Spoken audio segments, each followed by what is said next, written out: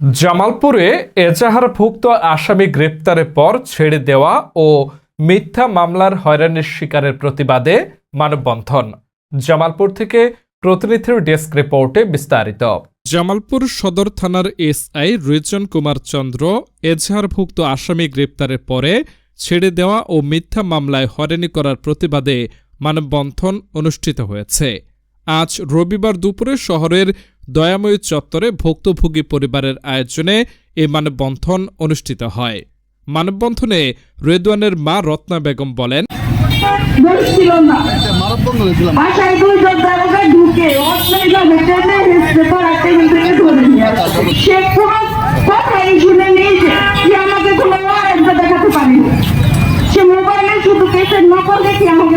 আমার ছেলেকে ধরে নিয়ে আসছে। আমি বলছি যে তোমার পিঠে ছিল না, তারপর সে জোর করে ধরে নিয়ে আসছে। নিয়ে এসে সেটা থানা করে আবার টর্চারিং করছে। আমার ছেলে বয়স মাত্র 16 বছর। দাবি হলো যে কেন তারা আমাদের নাবালক খোলাপাত ধরে নিয়ে এসে এজাহারভুক্ত আসামি কালকে ওই কেসের আসামি ধরে নিয়ে এসে তাকে আবার ছেড়ে দিয়েছে, কিন্তু আমাদের নাবালক খোলাপাতকে তারা ছাড়েনি। সুস্থ বিচার চাই, আমার ছেলের মুক্তির দাবি করছি। আমার ছেলের জন্য প্রশাসনের কাছে আমি ন্যায্য বিচার চাই। আরো বক্তব্য রাখেন বিশিষ্ট ব্যবসায়ী হাবিবুর রহমান রতন। বলেন,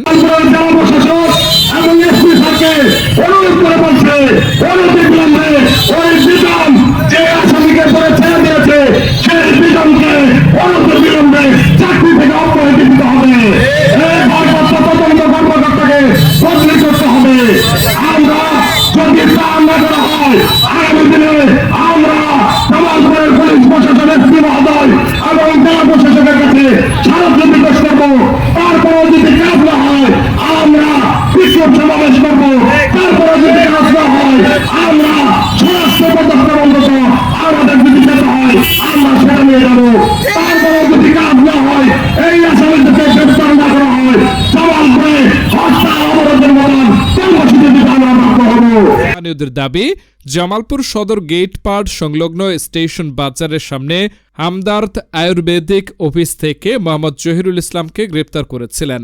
তবে ওসি আবু ফয়সাল মোহাম্মদ আতিক অভিযোগ অস্বীকার করে এটিকে কুচক্রী মহলের অপপ্রচার বলে দাবি করেছেন।